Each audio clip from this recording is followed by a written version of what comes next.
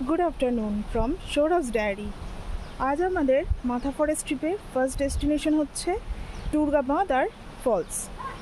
तो এইদিকে टूरगा फल्स এই রাস্তাটা দেখাচ্ছি, দুজন গেছেন ওদিকে।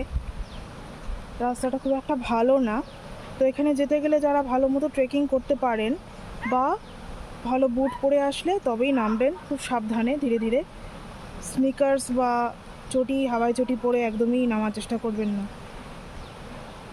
এই দূরে নিচটাতে ফলসটা, এখান থেকে দেখাবো, আমরা নামবো না, রিস্ক নেব না।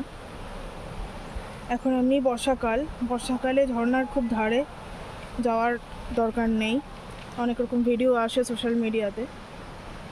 দূর থেকে দেখাই ভালো, উপর থেকে দেখা যাচ্ছে ভালো, ওদিক থেকে আরেকটা ভালো ভিউ দেখাবো।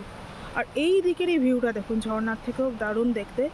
ওই দূরে দেখা যাচ্ছে ঝাড়খণ্ড বর্ডারের, এখান থেকে জামশেদপুর কাছে, ওখানে একটা জলাধারও আছে, টুরগা ড্যামটাই মনে হয় ওই দূরে।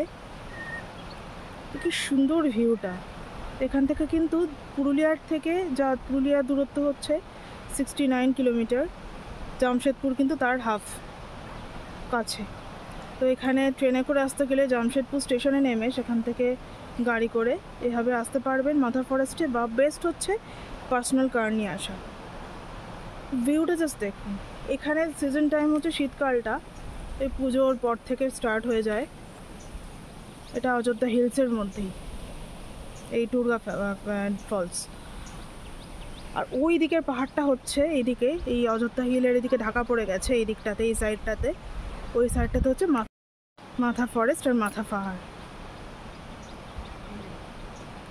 শীতকালটায় কিন্তু বেশ প্লেজেন্ট ওয়েদার, ভালোই ঠান্ডা পড়ে।